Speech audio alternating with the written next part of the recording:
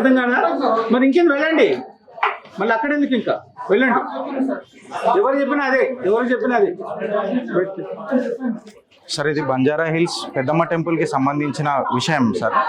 ఇక్కడ blatant violation, సుప్రీంకోర్టుకి సంబంధించిన సైటేషన్స్కి కంప్లీట్గా వైలేషన్స్ జరిగింది. మళ్ళీ ఇదే ఉత్సాహము, ఇదే మోటివేషను పంచలింగ దేవాలయానికి గవర్నమెంట్ చూపెట్టలేదు sir. It is really upset.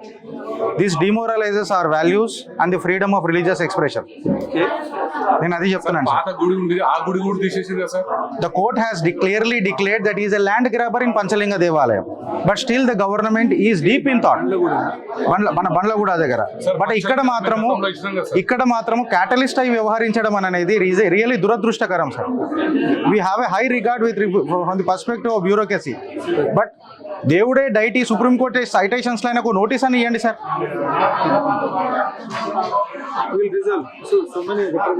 చర్యలు కావాలి సార్. మా పంచలింగాలలో కూడా రిపీట్ ఇట్లా అవుతుంది. ఇప్పుడు ప్రతిసారి హిందువుల మీద దాడి జరుగుతుంది, కానీ ఎవరు ఇక్కడ స్పందిస్తారు సార్. దీని మీద కొంచెం ప్లీజ్. ఇల్లు కట్టేసుకోండు, అలా ఎంట్రీ అయిపోయాడు సార్. మళ్ళీ డెమాలిష్ చేయలే కదా సార్, అది అట్లే ఉంది. ఇంకా డెఫినెట్లీ విల్ టేక్.